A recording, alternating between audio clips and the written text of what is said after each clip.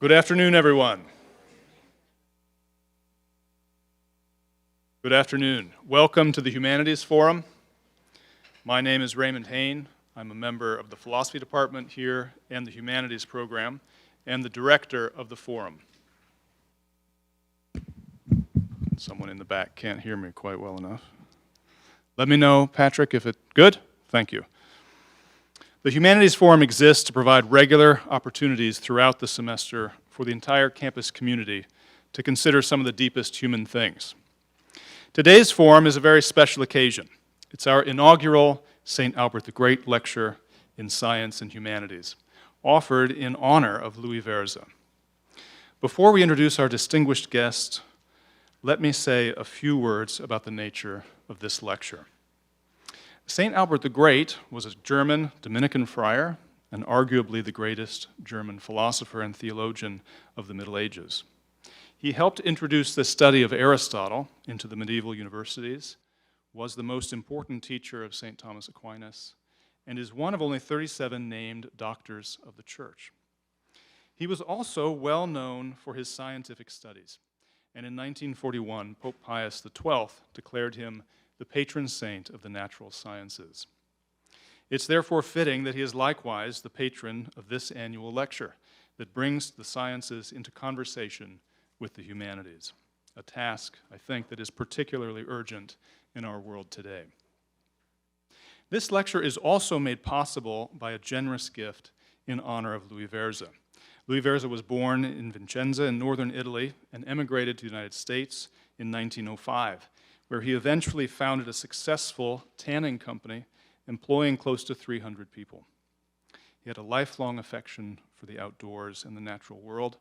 He's pictured behind me with his English setter, White Buck.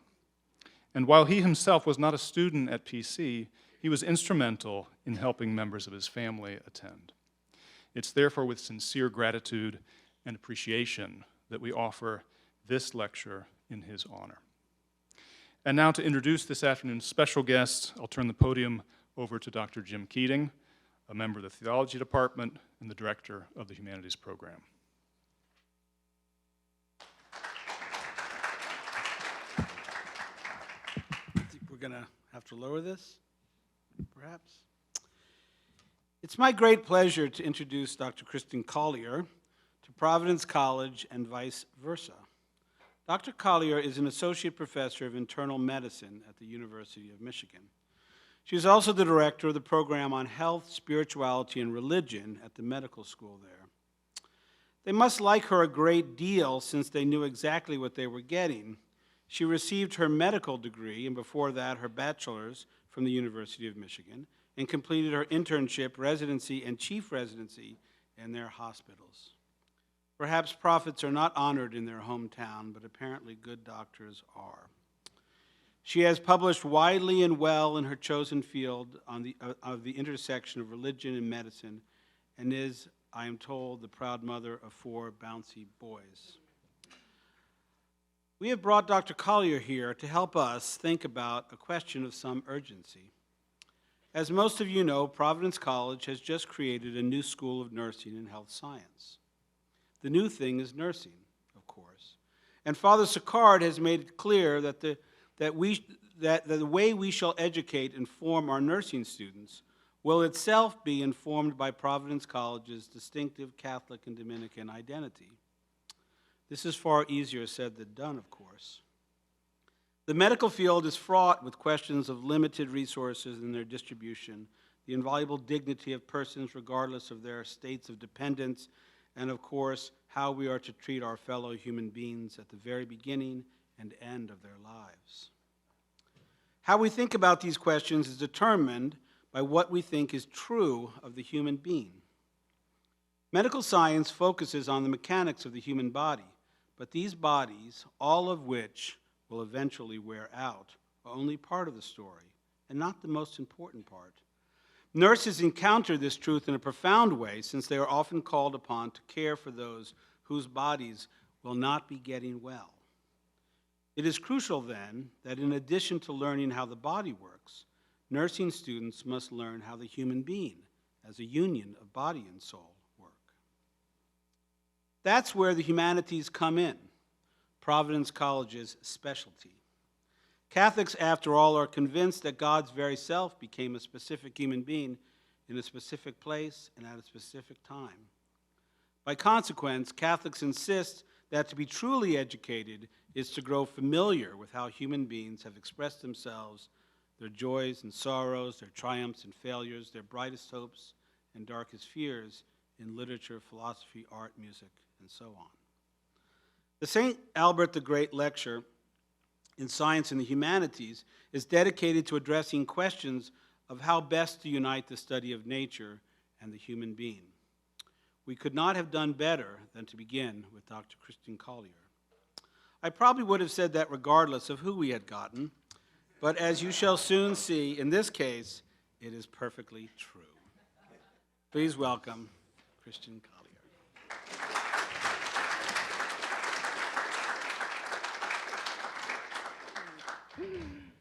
Well, thank you for having me. I'm just going to set up briefly here.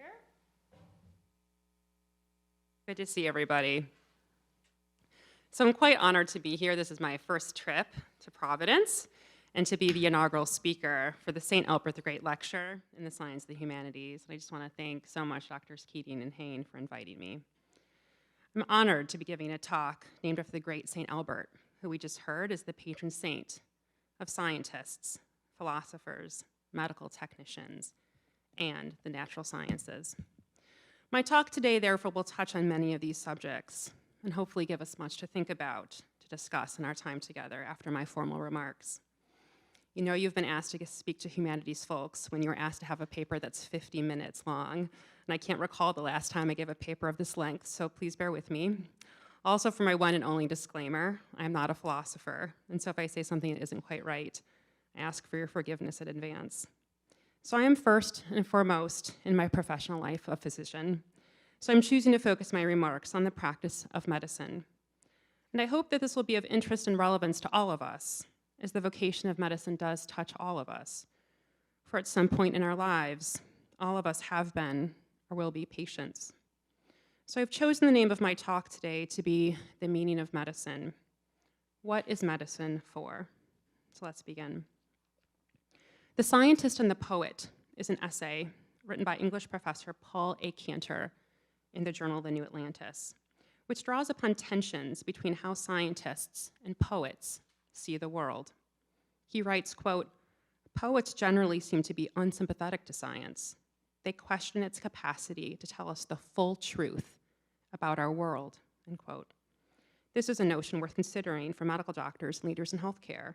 Why would the poets think that objective science would be less than revealing of the full truth? The piece moves through excerpts of works through famous romantic poets, beginning with Goethe, who was both a poet and a scientist, and ends alarmingly with reflections from Mary Shelley's Frankenstein. Cantor's critique of science through Frankenstein is that science is good, provided it is oriented towards the humane. In Frankenstein, as you know, science is a victim of its own power over nature. In the novel, the protagonist, Victor Frankenstein, tells of his dedication to science, his study of chemistry and natural philosophy at the university, and his commitment to scientific research. But in the course of practicing science, somehow the power of science escaped Victor's control. Cantor concludes, quote, "The basic lesson that Frankenstein can teach us is this: science can tell us how to do something, but it cannot tell us whether we should do it. And to explore that question, we must step outside the narrow range of science's purely technical questions and look at the full human context and consequences of what we're doing." What Cantor is saying here is essential.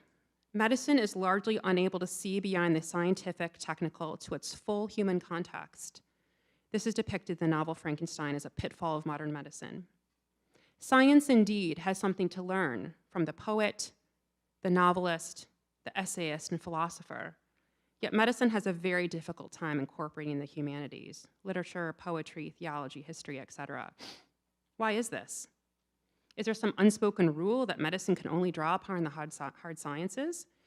Interestingly, the prominent and respected Journal of the American Medical Association, or JAMA, includes a very small section titled Humanities, which appears dead last, after all the scientific, technical, medical studies.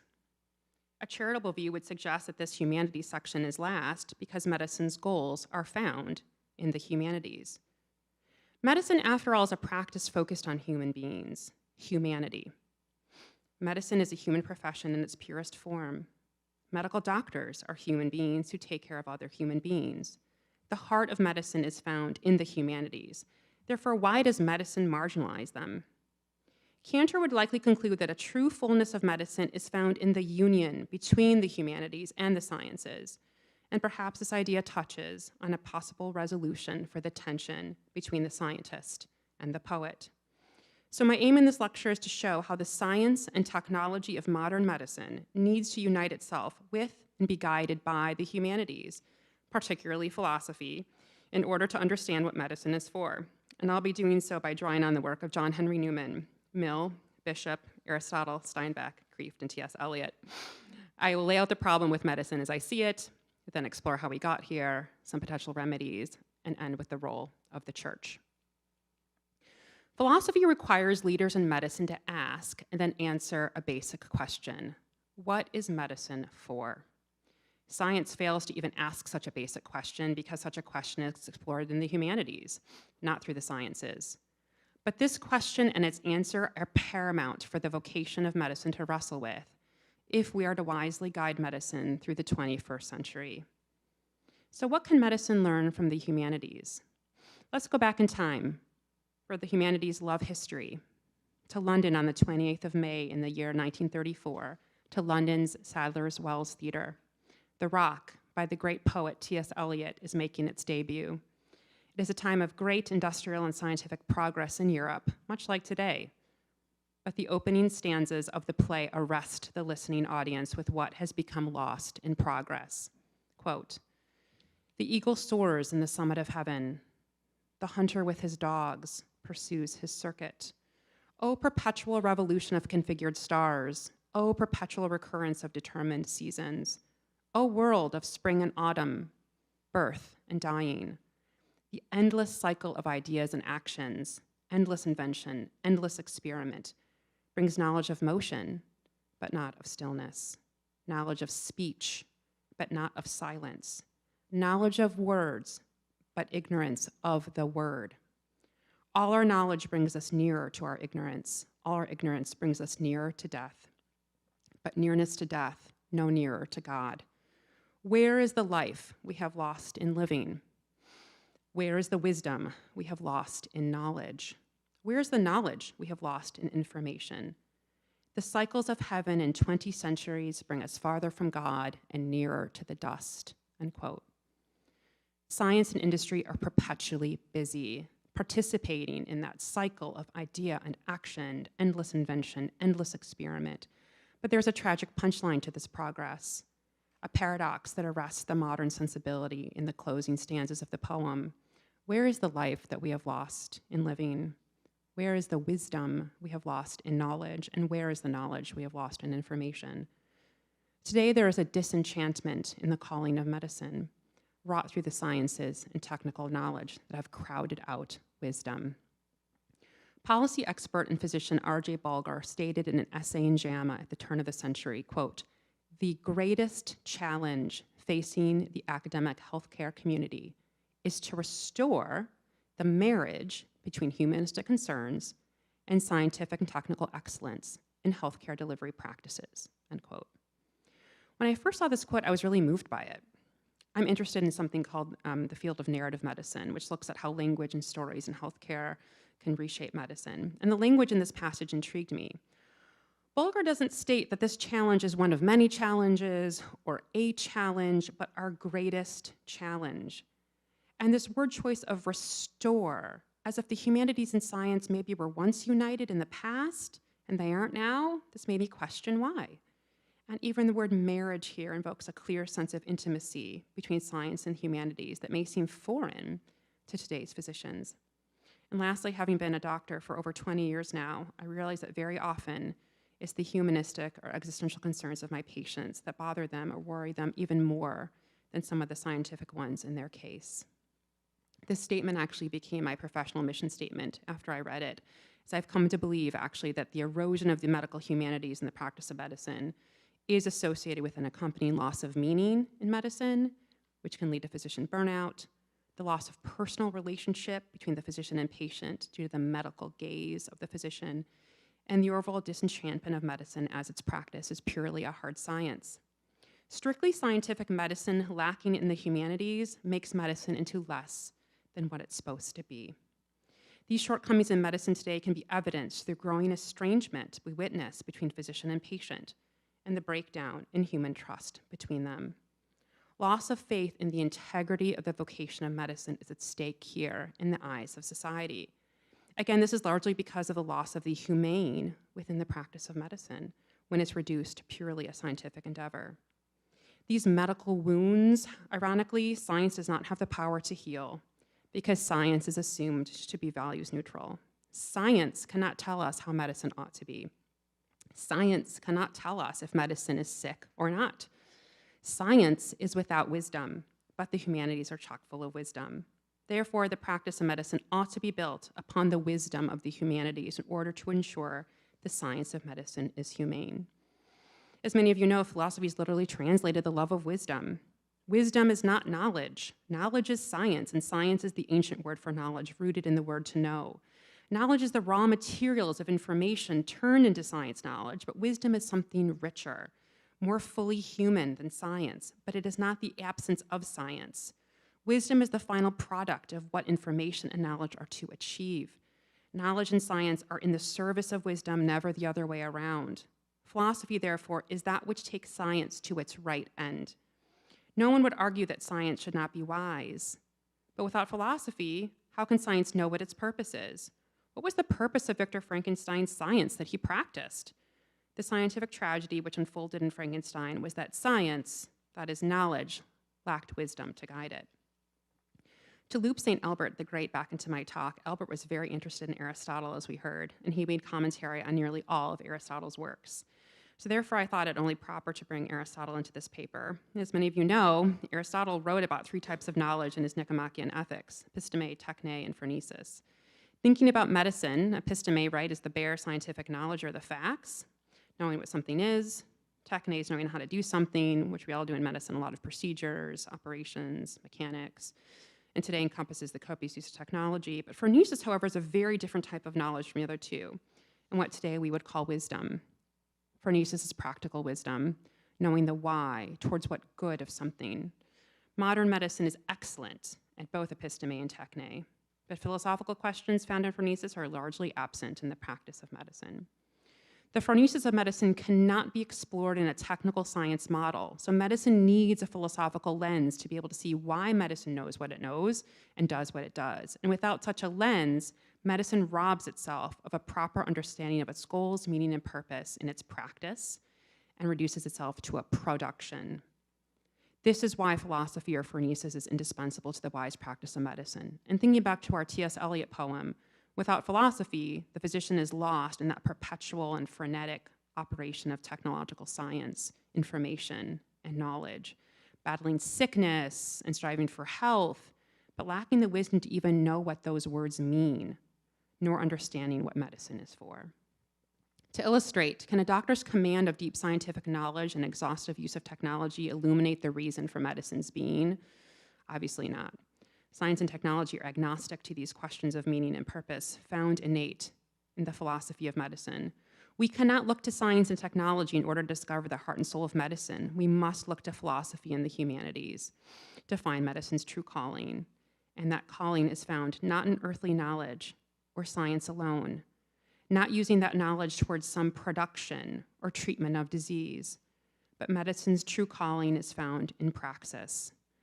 That is why medicine, properly understood by philosophy, is a practice, not just knowledge used in producing some desired medical outcome.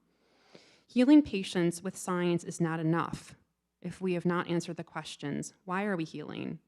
Towards what goal is this medicine being practiced? I argue that all practices, as distinguished from scientific facts and procedures, must aim for a transcendental end or good. Money, for example, is not a transcendental good, but God is. Therefore, a practice is something aimed towards the transcendentals of God, Examples of transcendentals are more than goods, for again, how do we define goods? But I suggest that true transcendentals are focused around activities that bring humanity in communion with God. Traditionally, it is said, borrowing from Aristotle, that medicine is in the service of health. Health is a good, but in of itself, I would further articulate that health is not necessarily a transcendental good. Health can be spent on oneself. Health can be wasted. In addition, we don't find our end in health, but in God. Our health will fail. We will die. The transcendentals by nature are immortal. Therefore, health is a good when used in the service of a higher good, one with its final purpose in God. Therefore, we should not waste the good of health on ourselves, but should dedicate our health in thanksgiving back to the Lord, towards the transcendental good of Him, who can provide for us even after our health has faded, even after death. Even so, with health being a good, how should we define health? Is it bodily only? Does it include emotional, spiritual, communal aspect of our lives? It includes all of these, of course. But as we saw from the novel Frankenstein, the techno-scientific lacking in the humanities and therefore focused only on the bodily aspects of man, organs and cells, result in a nightmare anthropology of man, one we see witnessed in Frankenstein's monster, a bodily patchwork that fell short of mankind. But even if we were to define health to include all the aspects of mankind proper, physical, social, emotional, spiritual, we still have not reached towards the transcendental ends. Medicine, I argue, like Dante in his journey, must ultimately reach up into the heavens where God is. Wisdom directs medicine there, so medicine must go there. Medicine is in the service to humanity, reaching for God. That is what true medicine is for.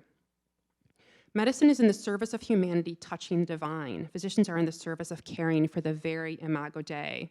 This caring for the image in itself, with this goal of restoring man towards the divine, is therefore a transcendental good and of medicine. This is medicine as a practice in the service of the transcendental goods, not medicine as knowledge or production aimed itself at temporal goods. Without this transcendental good at the heart of medicine, medicine risks becoming a production, as actually Aristotle thought that it was. Production, as you know, is aimed at goals that are external to itself, such as making money or some other goal that does not find its end in God. Medicine is a practice and not a production because inherent within medicine is a deontology, a moral compass, or duty, which science and technology by nature lack, but medicine as a practice embodies. And this moral aspect of medicine is found essential to its practice because medicine is in the service of the image of the divine. Science and technology may be able to produce many outcomes, but it is moral medicine which gives science and technology its moral shape and duty, determining what medicine is desirable for humanity and why. Medicine, therefore, is not values neutral, but is moral in its essential practice, and therefore directs science and technology to where it should go or should not go. To see what medicine is, one must therefore look beyond the scope of science and technology to the very heart of medicine as a practice, rooted in caring for the transcendental good of mankind himself, who finds his end in God. But the powerful and profitable tools of science and technology have created a myopic lens, one that is too earthly focused, through which medicine's gaze has been captivated for at least a century and probably much longer. This earthly scientific technical gaze is powerful, but it's devoid of true philosophy. It cannot see what man is or what medicine is for. But philosophy, rightly applied to medicine, tells us that the sick patient is a human being, something that technology can never, nor will it ever, be able to see. Humanity is something only philosophy can access through the lens of a human being, using this tool as a lens to see the other human beings more fully. Just as philosophy is the only tool that can be used to fully understand the world through the sciences and the arts, so too is humanity, that is human beings, the only personhood which can operate this tool of philosophy to discover the truth. Technology can never see another human being truly, because technology cannot wield the tool of philosophy. Only man can wield the tool of philosophy. Human beings are physical creatures, yes, who possess intellect and will and emotion and fear and love and pain and empathy. But most importantly, human beings possess personhood. Human beings uniquely possess personhood, which philosophy has always understood, but which modern medicine has lost. Technology does not understand the philosophical concept of who that is found in personhood. Only philosophy does. This is because medicine is not looking through the right lens. Medicine is not using the right tool or lens to understand our world. Medicine, therefore, needs a basic tool besides science and technology to discover what man and medicine are for.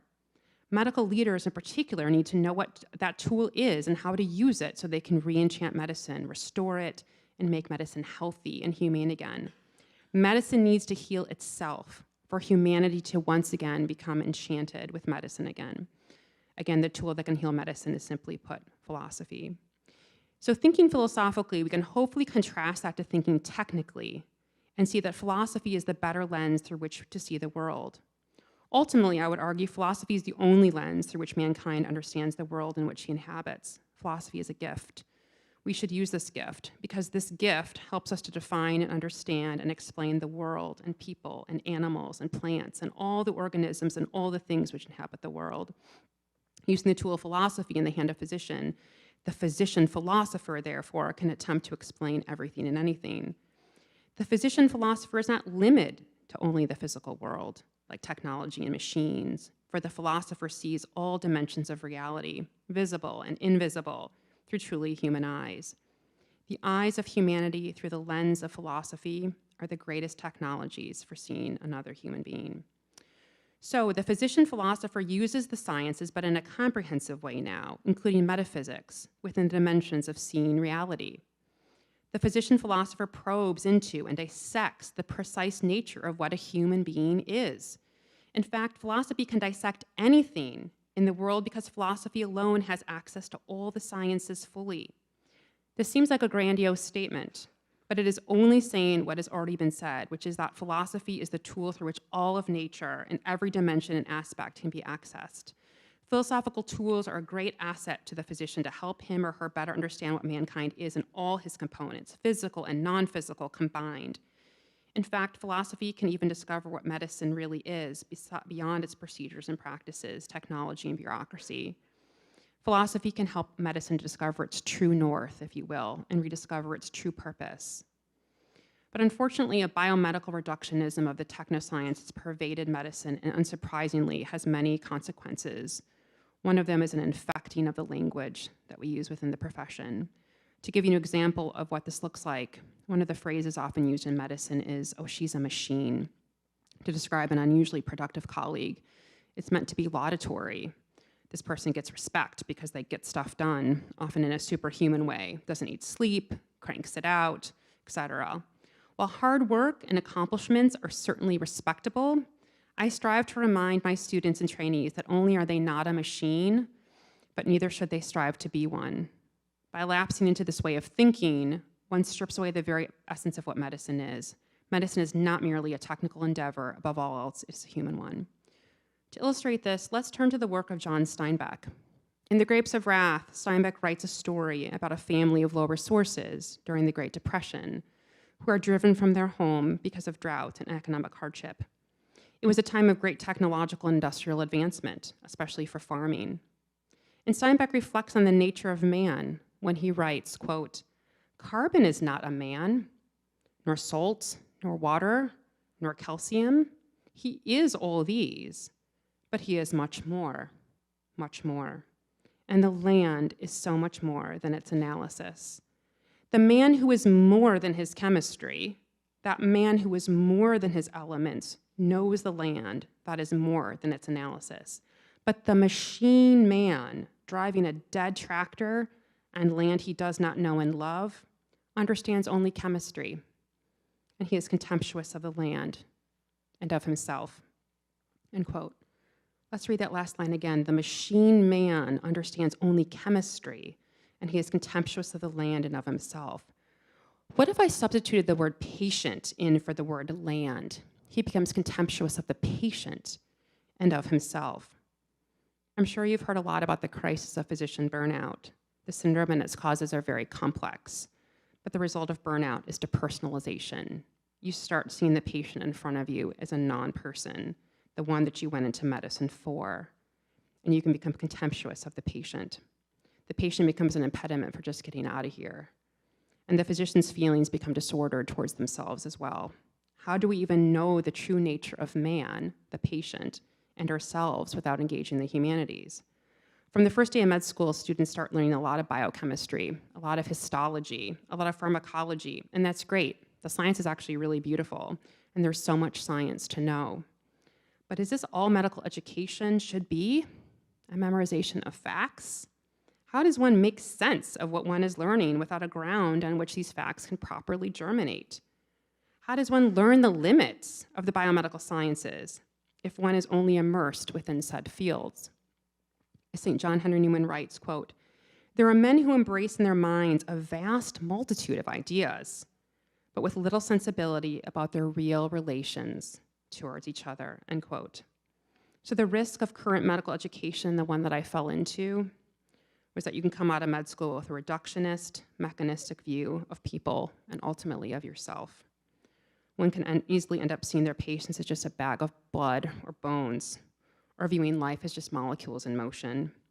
To bring a little Wendell Berry into the afternoon, I think of the Humanities Foundation as this proper soil upon which the seeds that are planted in the biomedical sciences can properly germinate and grow, and then that lens of philosophy through which you can recognize and tear out the weeds that grow up from time to time in your garden. And I assume that most people don't come into medicine to take care of some receptor or some symptom or even an organ or a disease. These things are really important because they happen inside human beings. So I'll remind students, don't take your eye off the ball. You are not technicians taking care of complex machines, but human beings taking care of other human beings. And human beings are fallible. The vocation of medicine forces you very quickly to face all the terrible ways in which human bodies are fallible. And this profession can test the limits of your own body as well. I have to remind my students, unlike a machine, you do need sleep, food, rest, relationships, and most of all, love. John Henry Newman writes about the danger of medicine seeing its own profession only through a scientific technical lens. And he writes, "Men whose minds are possessed with some one object takes an exaggerated view of its importance, are feverish in this pursuit of it, and make it the measure of all things which are utterly foreign to it, and are startled and despondent when it happens to fail them," end quote. So medicine is in dire need of a proper philosophical grounding, not found by false proxy in science and technology. Science and technology are used in medicine, by medicine, and for medicine, but they are not medicine. Newman writes that what one should strive for is an enlargement of mind, and that there is no enlargement unless there is a comparison of ideas, one with another, where a properly formed person possesses the knowledge not only of things, but of their mutual and true relations, knowledge not merely considered as acquirement, but as philosophy, end quote. Newman writes that this is obtained by having an exposure to the entirety of the liberal arts, including the humanities, but becoming self-contained within the scientific and technical biomedicine silo, absent the humanities, will leave one unable to become wise. So therefore, a philosophical undergirding of medicine is therefore necessary for both medicine and its leaders to flourish. I would say science is like a massive boat. It's a powerful boat, powered by cutting-edge technology, which propels it forward. The boat's really impressive. It glitters in the sun. It moves expediently. It travels great distances. But in which direction and towards what destination? Science and technology cannot know. The thing you don't see which directs the boat of science and technology to its proper destination is the rudder of philosophy. The rudder is essential for determining the direction of science and technology towards the goal of medicine. Science and technology are to be subservient to medicine's innate goals for humanity, never the other way around. Medicine is a human practice fundamental to humankind, which stands above science and technology and therefore rules over them. The philosopher Peter Kreeft writes that philosophy can be found in the illustration of a sailing orders given to a fleet of ships. So the leaders first need to know the answer to 3 types of questions about the fleet of ships. How are the ships to cooperate? How each is to stay shipshape? And what is the mission? So modern medical ethics focuses on the first 2 questions. How are ships able to cooperate and sort of not bump into one another? Think about our focus on social ethics. And how each is to stay shipshape. Think of the less explored ethics of virtue or individual ethics. But the most important question to be answered is the third. What is the mission of the fleet? In other words, why are they at sea? What is their purpose? These are questions of meaning and purpose and therefore require wisdom to answer them. To the philosopher's mind, this is the first and most important question one should ask. And to the ancients, the one they would have spent the most time on. But to the mind of modern medicine, this is the last one we dare ask. Why is that?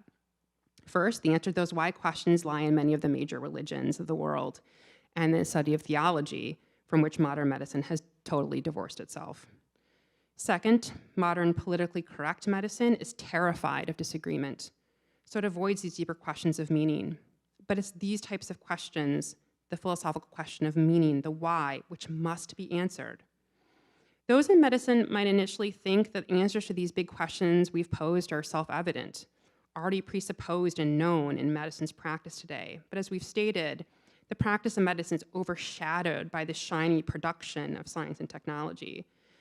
And I also suppose that these why questions are a different type than what modern physicians by training are accustomed to asking and therefore answering. This is a tragedy because medicine inherently is a philosophical practice whose meaning, value, and purpose are rooted in humanity. So now that I've laid out the problem, let's turn to how we got here and maybe what we can do about it. So let's turn back to St. Albert. During his life, St. Albert wrote 38 volumes covering topics ranging from philosophy to geography, astronomy, law, and friendship. In fact, he was known as Doctor Universalis, or the Universal Doctor, because of the extraordinary depth of his knowledge and learning. He refused to be siloed in one academic discipline and likely knew that to be siloed there was to have an impoverished education and an impoverished view of the world. But how did we get to a place where this type of exploration is now the exception rather than the rule? Modern medicine's tendency to exclude itself from interaction with these other sciences and arts, which are not biochemical in nature, prompts the question, how can a profession historically centered around the Hippocratic Oath and cradled by the Church end up with a concept of flourishing, focused solely on the measurable and the empirical? History provides the beginning of an answer, as Jeffrey Bishop writes in his book, The Anticipatory Corpse.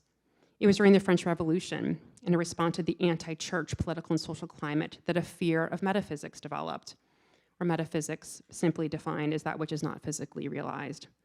And with this move away from metaphysical realities, distrust and dislike for hospitals developed, as they were considered part of the church and its metaphysical constructs. And out of this movement, the growth of the clinic emerged, and with it, a new way of viewing the patient. In this model, questions of the why, specifically concerning purpose and final causation, became totally irrelevant and out of the scope for the experimentalist physician.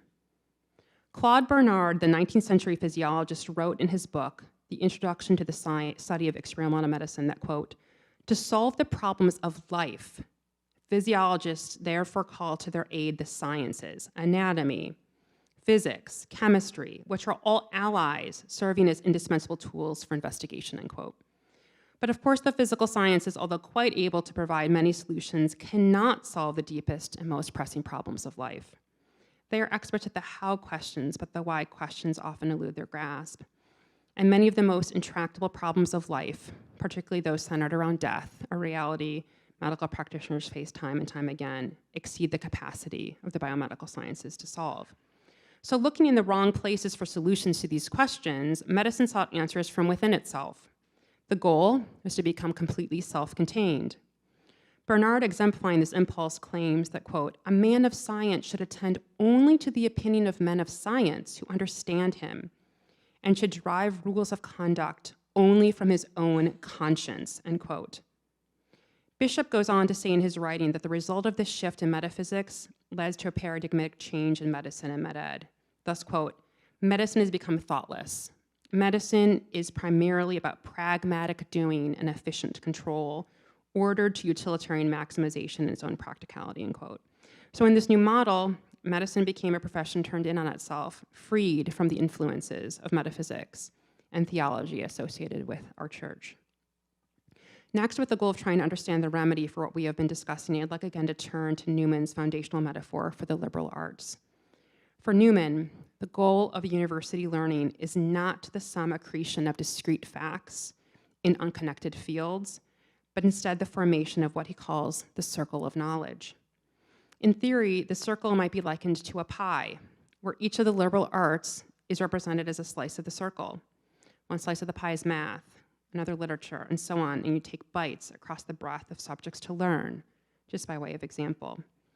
As Newman himself puts it, quote, "It is a great point then to enlarge the range of studies which a university professes, even for the sake of the students, and though they cannot pursue every subject which is open to them, they will be the gainers of living among those and under those who represent the whole circle," end quote. Perfection would be a kind of perichoresis of the slices within the whole.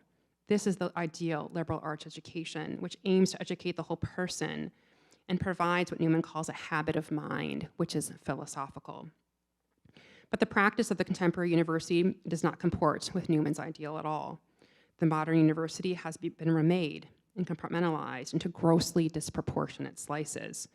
Students aren't even often afforded the opportunity to sample from more than one or a couple random selections during their education. Newman warned that we must guard against the domination of certain sciences over and against others if we are to protect the integrity of the university. Quote, "I observe then that if you drop any science out of the circle of knowledge, you cannot keep its place vacant for it. That science is completely forgotten. The other sciences close up, or in other words, they exceed their proper bounds and intrude where they have no right," end quote. We've seen clear examples of this phenomenon during the pandemic, where medicine thought it could answer all the questions that arose during the pandemic with its own lens, even into the spaces of law and theology and ethics and policy. So medicine needs to ask big questions and lean on the humanities to do so. What are these big questions that we're wrestling with right now? What does it mean to be human? Why do human beings matter? Whom do we include in our moral sphere of concern? Is directly aiming at the death of a patient. Healthcare. What is health?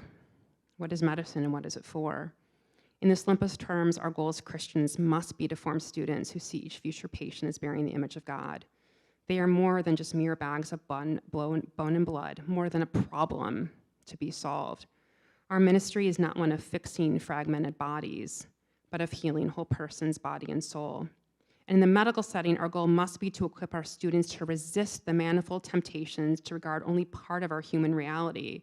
But when they are not exposed to the circle of knowledge, I argue, the fragmentation that's begun in your education bleeds out into the fragmentation they become to see of persons. A truncated circle of knowledge leaves us with an impoverished view of human persons and of ourselves. As Newman writes, quote, "Knowledge, viewed as knowledge, exerts a subtle influence in throwing us back on ourselves and making us our own center and our minds the measure of all things," end quote. So without a proper relational grounding in your education, we risk out churning technicians who see their patients as at best molecules in motion and at worst mere machines. And while Newman admits that the medical sciences alone can prove something true about our animal nature, it is not enough to justify the moral obligations imposed by medicine, precisely as it does not speak to the entirety of the human person. Indeed, this malformed anthropology poses the greatest threat, in my opinion, to a proper medical and nursing education. But we are often afraid of asking big questions for reasons we discussed when we reviewed Kreef's fleet of ships analogy. But in not asking big questions, especially in medicine, we become all the worse off. And people who do, especially when they tread in unorthodox or contested spaces, often get slammed, as what happened to me recently with the events at the medical school around the white coat ceremony. But I'm reminded of what John Stuart Mill wrote in 1863 about heretics. "It is not the minds of heretics that are deteriorated most by the ban placed on all inquiry, which does not end in the orthodox conclusions. The greatest harm done is to those who are not heretics and whose whole mental development is cramped and their reason cowed by the fear of heresy. Who can compute what the world loses in the multitude of promising intellects combined with timid characters who dare not follow out any bold, vigorous, independent train of thought, lest it should land them in something which would admit of being considered irreligious or immoral?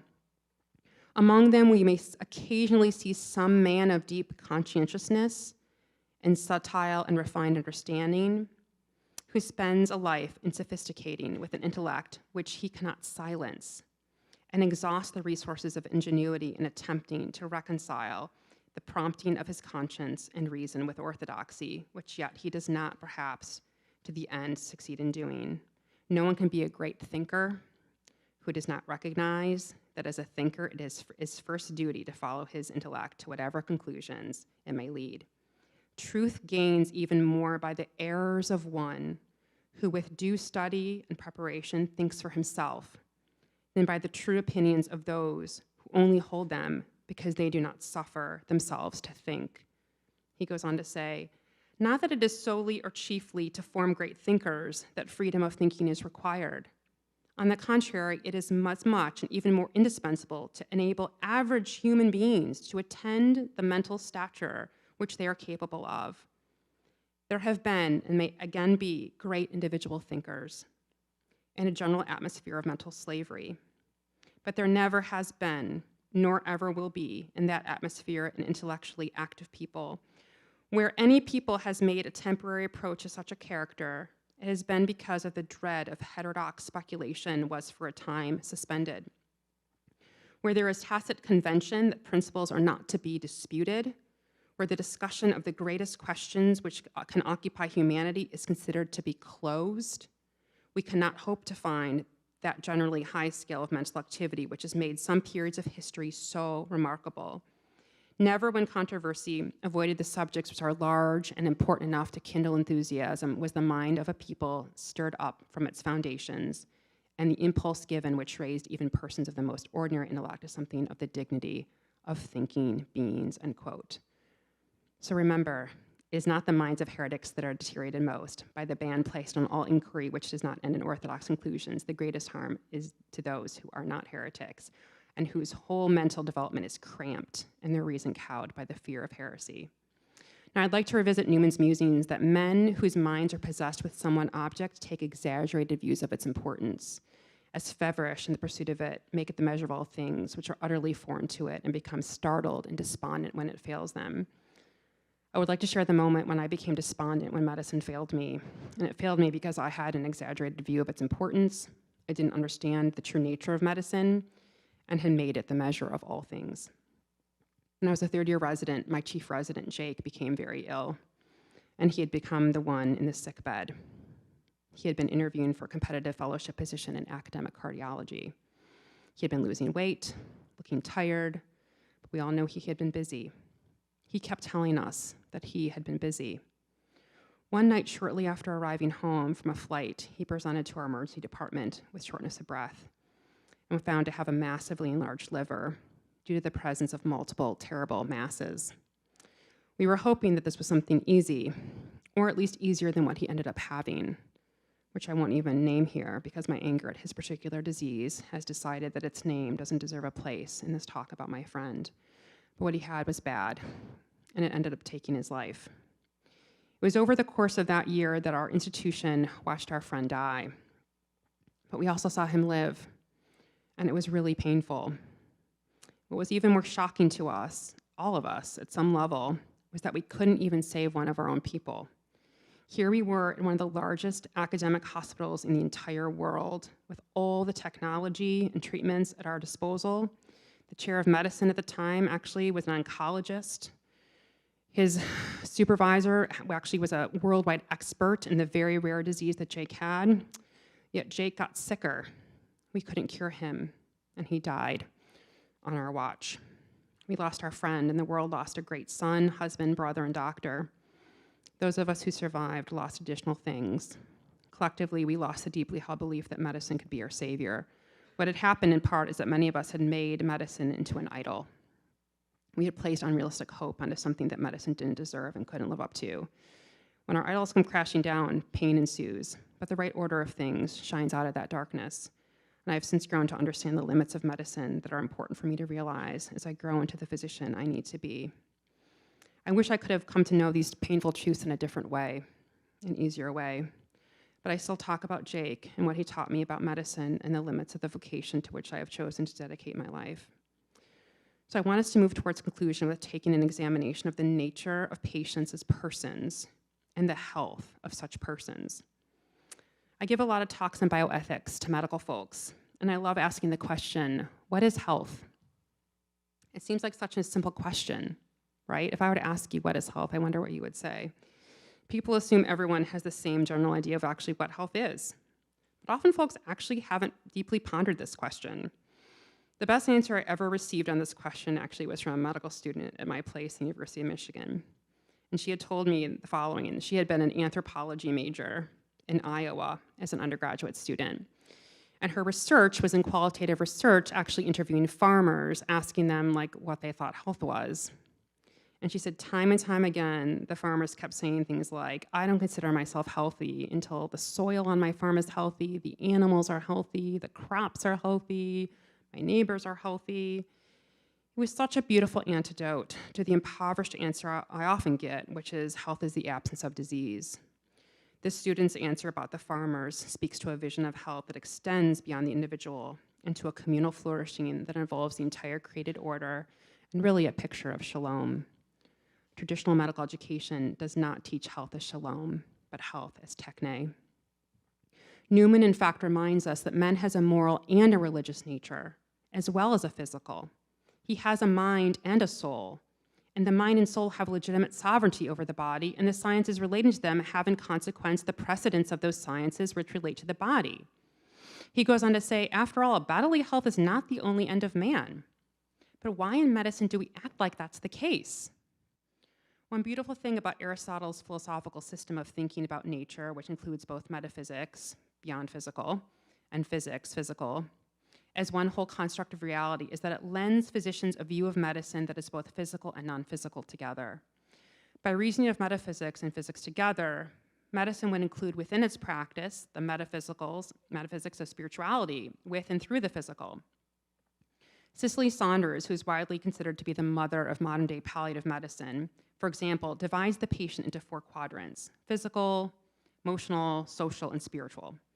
These 4 quadrants reveal that the patient is more than just the physical.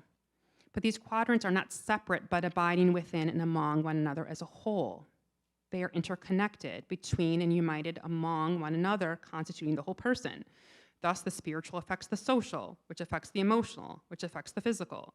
So for the physician to look at and treat only the physical is for the physician to pretend that the spiritual and social and emotional dimensions of the person, which manifest themselves in and through the physical, are not at all relevant to the care of the patient.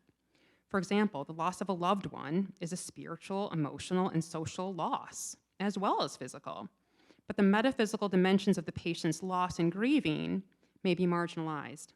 It is not until the physician is made aware, usually by the patient, that the spiritual, emotional, and social loss of the loved one is that which is exacting a physical toll on the patient's health. And without the physical dimensions, perhaps the physician would not even be aware of the suffering of the patient at all. The physician must often now determine how to treat or heal the patient who is suffering grief, not only spiritually, emotionally, and socially, but also physically. It's the physical dimension which captivates the physician's attention. But what Aristotle would say is that it's the non-physical or the metaphysical, which is behind and manifested in the physical, which is causing the suffering or illness or even the disease of the patient who is grieving the loss of a loved one. And though Aristotle's particular system of perceiving the world through both the physical and the metaphysical in all its dimensions is somewhat dated and passé, and even incompatible with the world as we have discovered it today through modern natural scientific disciplines, having advanced our understanding of nature through the sciences well beyond Aristotle, nonetheless, the practice of seeing the world through both the physical and metaphysical is not something that is expired from the human gaze. In the practice of medicine, we cannot exclude metaphysics altogether. There is no denying that the physical world is not all that exists. So what can we learn from Aristotle's philosophical framework of learning, beginning with philosophy as the key, the tool, which opens up all the doors to the whole natural world, seen and unseen? We can learn that in order to understand the natural world through the sciences, we must always see nature through the lens of philosophy, which tells us what nature really is in all its dimensions, material and immaterial qualities as one.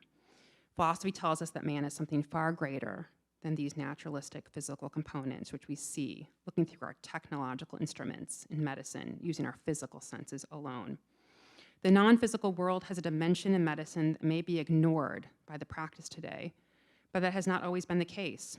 In fact, still today, the patient and many doctors subscribe to a compound metaphysical and physical worldview, or as Aristotle would state it, first principles, where the spiritual and physical operate together in what we describe as nature. These doctors who embrace the fullness of the reality of humanity, which includes not only the physical world, but the immaterial as well, have what we might call a traditional or classical view of medicine, one closer to Aristotle's view, which is not merely atomistic or physical, but includes the metaphysical as well. The patient and the physician are persons, not just matter. Person is a metaphysical construct, combining both physical and non-physical dimensions into one. The person is a mother, daughter, sister, and patient all together in her one physical body. And the physician is all these metaphysical realities as well in one physical body too. And together, these two persons, the patient and the physician, are joined together in a mutual bond, dare I say covenant, of trust and compassion towards the goal of health in the person, physical and metaphysical, taking into account the completeness of that person, not just the physical, but the immaterial aspects of the person: emotional, intellectual, social, spiritual, cultural, familial, sexual, psychological, and existential. Human beings are physical beings, yes, but they are also metaphysical beings at the same time.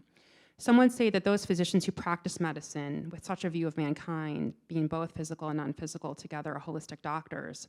Holistic doctors are what we would likely call healers. They are concerned not only with fixing the physical, as technicians might do, but are also concerned with healing the whole patient in his or her complex interdependencies between the physical and non-physical domains of the person. Jeffrey Bishop writes, "The fear of metaphysics and the complete abandonment of transcendental goods in medicine is operationally reflected in the way that the medical student's first patient is their cadaver in their gross lab." And he says that all of modern medicine has become mapped on the dead body, and that the dead body is normative within modern medicine, hence the title of his book, The Anticipatory Corpse. It's imperative, therefore, that physician leaders in medicine need to be aware of their own metaphysical dimensions, of their own personhood, their true humanity, in order to heal medicine as a whole. As Abraham Heschel, the Jewish philosopher and theologian, once told the American Medical Society, to heal a person, one must first be a person. So given the importance of philosophy in guiding the mission and goal of the practice of medicine, let us conclude by turning back, way back to the heart of philosophy at its roots. The ancient Greek and Roman philosophers, though lacking in scientific and technical tools compared to today, were most thoughtful about the world. Here we are invoking Aristotle again. He didn't have all the sophisticated technological tools that we have today to understand the scientific world, but what he did have, which medicine has forgotten, are philosophical tools of inquiry. So picking up the boat analogy again, Aristotle's boat, science and technology, would have been very small and quite primitive compared to our modern shiny vessel. But what his boat would have had, which our modern vessel lacks, is the proper and working rudder philosophy to guide science and technology towards its proper destination, the ontology of medicine. As you all know, ontology means what something really is in itself.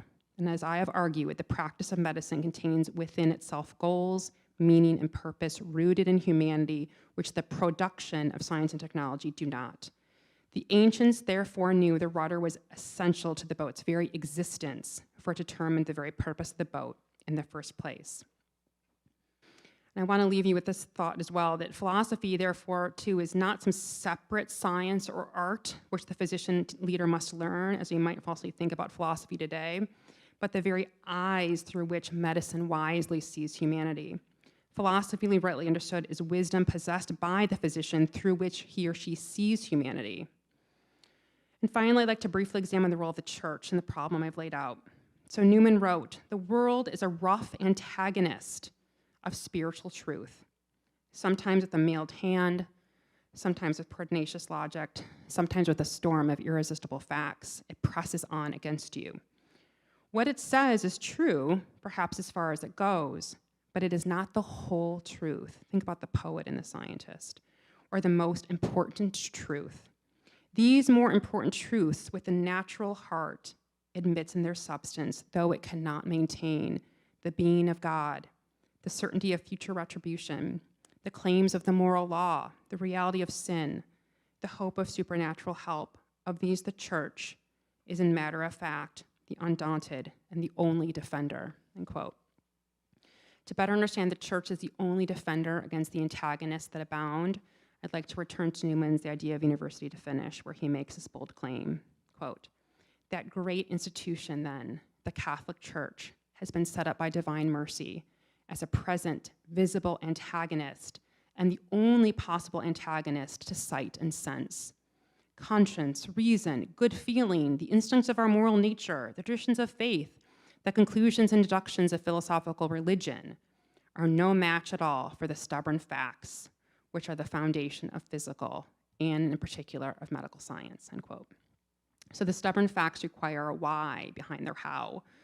The institutional church, to Newman's mind, provides the only reconciliation between medicine's current state and its deeper roots by giving birth to a higher anthropology, one that exceeds that of human persons as the mere summation of their biomedical education.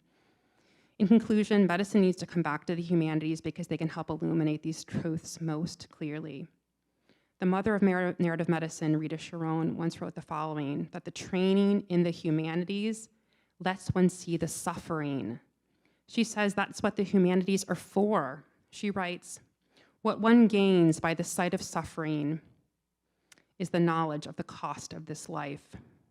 For those who are prepared, you receive a clear-eyed discernment of this thing, this life, its worth. As I end, I'm reminded that the great philosopher Alistair MacIntyre, who once said that before you ask yourself, what am I to do? You must answer the question of what story am I a part?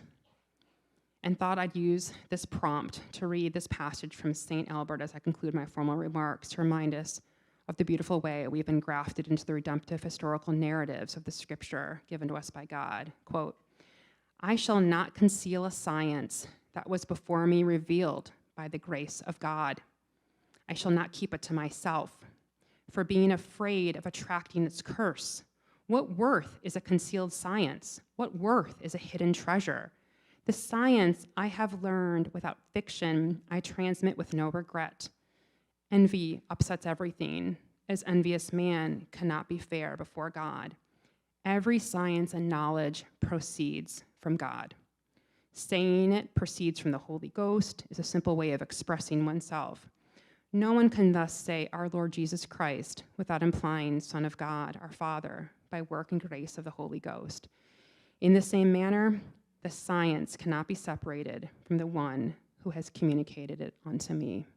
Thank you.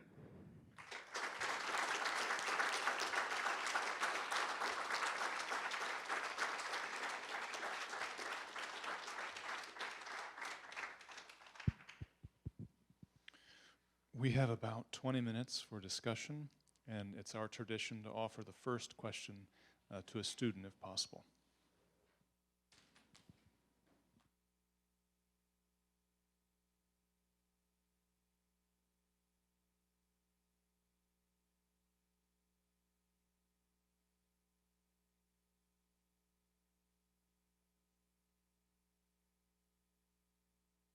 And it could be about any question about medicine. It doesn't have to be related to the talk or anything you're wondering about the vocation of medicine, the practice of medicine, the study of medicine, what is you're worried about. Mm-hmm. If you could, just wait a second, and I'll bring you the mic.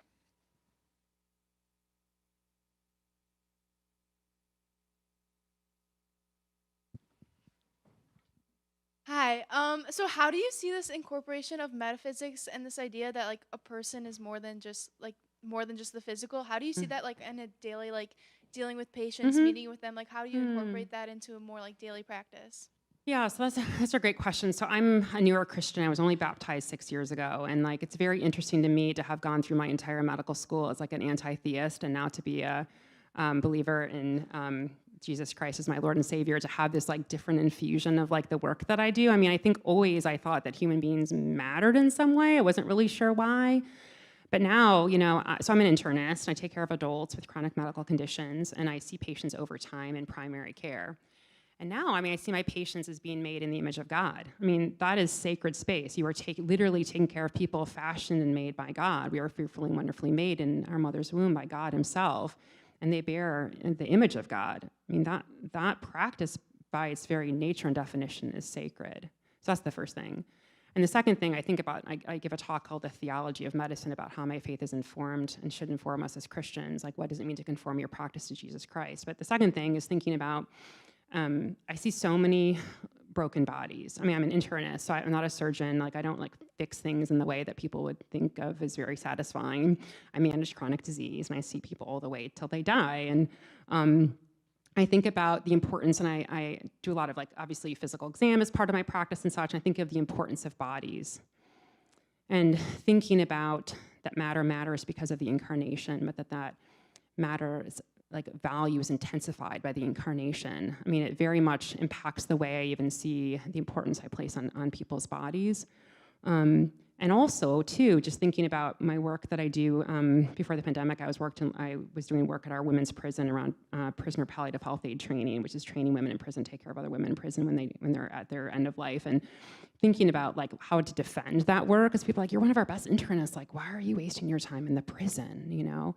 But thinking about your theology of medicine, like, Jesus Christ is the great physician. He attended to people on the margins of society, and he took care of people who everyone else had thrown away. You know. And so thinking about the people that you see, especially having a preferential option for the poor or marginalized, you're taking care of the very face of Christ himself. You're taking care of Christ himself. So again, thinking about the meaning that is infused within your work as a healthcare provider, having your Christian faith, being able to bring that to bear, it's actually really beautiful. And again, for a lot of people, that's just a private thing. Like, my patients, I'm not saying this to my patients, but patients know when you're seeing them as people and not just some, like, symptom or some number. So I think it is hopefully transmitted in the way that I take care of patients, but I also have a mission to help other healthcare providers who have a faith-based practice to think about how that can be integrated into their vocational commitments. Thanks.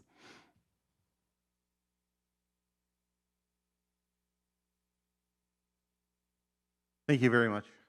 Over here. Oh, hi. Sorry. Hi. Jeff Nicholas in the philosophy department. Got 2 books out on McIntyre, so thanks for the quote there for him.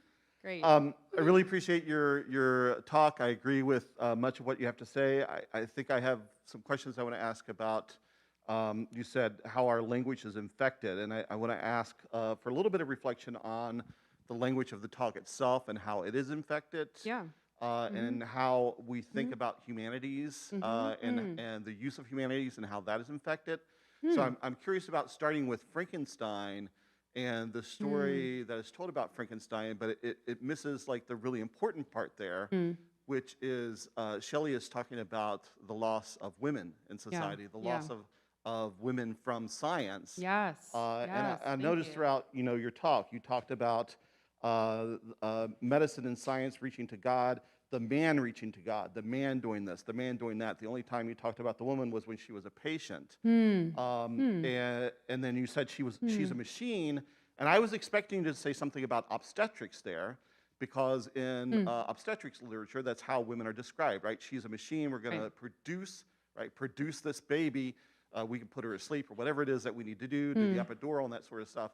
So there's really, in medicine and humanities, a loss of woman that I think we see infected in the language that we're talking about. And so when you keep going back to Aristotle, right, as the source of humanities, of course, he is part of this infection as well, because he doesn't see the woman as completely rational and completely. So how do we, as people who teach humanities, stop our language from being infected?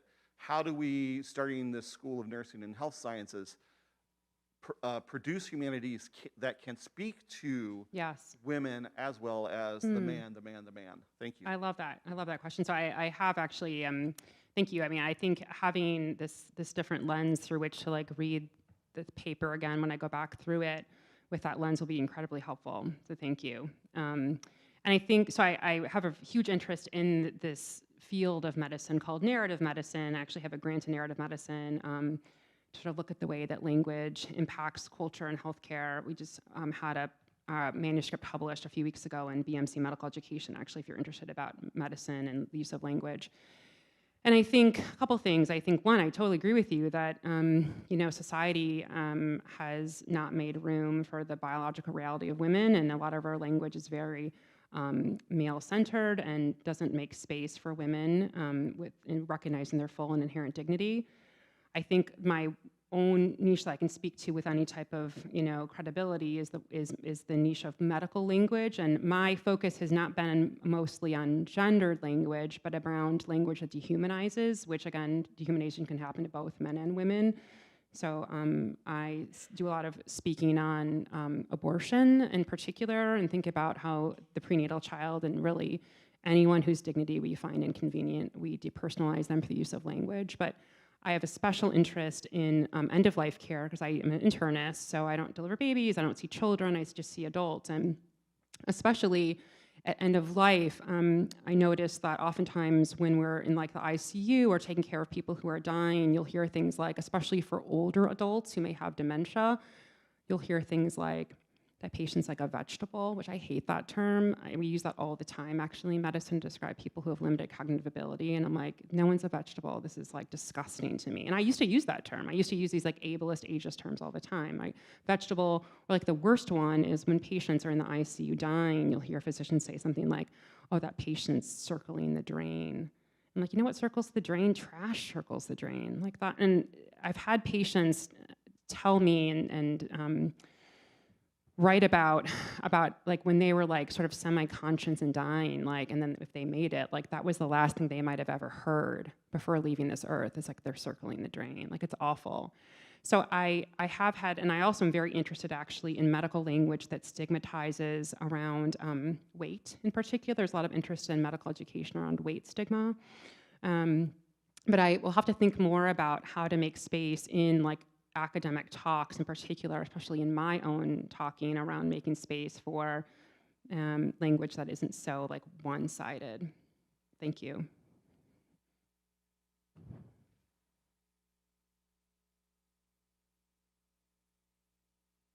Thank you for a fantastic talk. I'm Chris Berard in English, and one of the things that really struck me in your speech was when you spoke about how medicine is called to be a false god, or is seen by our society as a false god. Right. And as a physician, particularly as an internist encountering people at the first line, people look to you as sort of the high priest For sure. of that false god. For sure. Now, you can, when there are certain physical issues, you know, send them to different specialists, medical specialists. But when these sort of more theological or philosophical questions that are so entangled with the human person come before you, Right. I wonder how you can address it, how you're allowed to in terms of Totally. your professional, like, the rules of how you do your things so that you're not alienating a patient, but yet at the same time trying to address their needs. So how can you kind of, what are rules of the thumb that you have for addressing those sort of maybe less medical in terms of, well, holistically, yes, medical, but not immediately Thanks, Chris. technical? Yeah, that's a great question. Like, luckily, like, thank you for like the easy question that I can actually answer as a non-philosopher.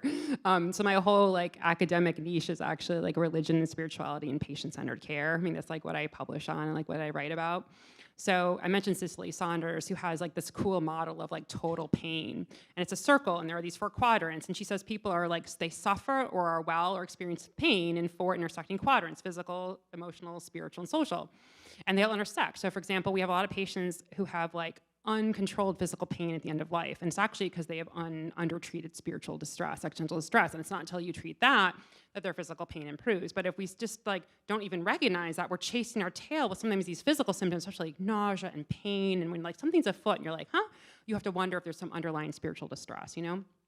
So, and it's not until you sort of recognize that. So when I actually first saw that model a few years ago, I was like, wow, I'm a general internist, and I trained at one of the best places in the country. And I like feel pretty, I feel pretty good actually about my ability to sort of diagnose like physical distress and emotional distress, a little bit less so, but still pretty good at it. But I was like, social distress, spiritual distress, like what is that? Like I have no idea what that is. And I felt a sense of shame. Like I was only seeing half my patient. I'm a general internist, right? So it's not that these patients don't have these things, they do have these things. And then it's our ability to be able to recognize them. And then just like we would get people, hopefully, to the specialist that would help us treat that. I mean, unless you have training in CPE or clinical pastoral education, you don't want to wade into spiritual distress that you're not trained to handle. But just like if I picked up Brugada syndrome, which is like this really complex heart arrhythmia, like I would send them to a cardiologist, right? If someone has spiritual distress, we have a wonderful, actually, spiritual care department in Michigan Medicine, where a lot of people have their own, like, obviously, clergy that we can pull in. But there actually are validated ways actually to ask these questions. So in the outpatient setting, there's something called FICA, which was developed by Dr. Brachelski at GW, and it stands for FICA. And it's a way to ask patients if you want to do a spiritual assessment where you can sort of, F stands for faith, do you have a faith? I is an importance, is it important to you? C is a community, do you have a community of people around this that sort of support you? And A is how can I best address your spiritual and religious needs in your healthcare? So FICA, right? And so that A is, I think, the most patient-centered. And it's not I'm not proselytizing anybody, I'm just asking in a very patient-centered way. The other questions that you can ask, which I think are really lovely actually, that were taught to me by mentors, asking people are you at peace? And you'd be surprised actually what kind of answers come out of that from people. And a lot of them are spiritual distress. I'm kind of why is God doing this to me? What's going to happen when I die? I've been separated from the church. Is God punishing me? And so actually last Friday, I ran a whole half-day conference for physicians teaching them how to do this. It was a grant that actually I got from Michigan Medicine. It was a continuing medical education innovation grant where we actually, the title of the course was Bridging the Gaps, Incorporating Religion, Spiritual, and Patient-Centered Care, because most physicians are this is so bizarre to me, I don't even know. And so, but if we help them feel comfortable with some validated tools, give them permission to do so, but as you can imagine, you're only going to wade into this likely if you yourself have thought about these issues yourself. So how I help people think more comfortably about it is I sort of make it akin, actually we have a piece published in the Annals of Internal Medicine about this, that the spiritual history question are the last taboo in medicine. It used to be the sexual history. It used to be I'm not going to ask patients about sex, that's too private, or that's not my job, or it's not related to healthcare. And of course now we ask those patients questions all the time. So why would we think about these spiritual questions any different? So I do think, yes, you can ask about it. Yes, there's actually validated ways in medicine to do it. Yes, this is a team sport like any other thing. But also, as Dan Solmese says, the physician who themselves haven't had their own well full is probably not going to wade into the space with others. But whenever people get freaked out about it, I said, whatever your belief system is, this is a patient-centered thing to do, and you should be doing it. And we've published papers about why physicians don't do it, and you can imagine all those reasons. But my whole professional work is actually trying to help physicians and nurses and healthcare providers do this for patients, because I see all the time. I was actually, before I was a Christian, 7 years ago, I was upstairs seeing a patient, 30 years old, was in with acute leukemia, getting inducted, and that's the most hellish thing you can go through. 4 weeks of induction chemotherapy for acute leukemia is awful. And so my student took the history and physical and was very fine. It was actually very fine.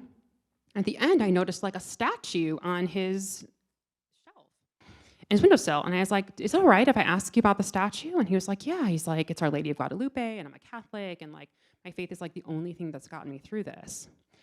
Then he was you know what? He's I've been here a month, and you guys are the only people that have asked me about that statue, my statue.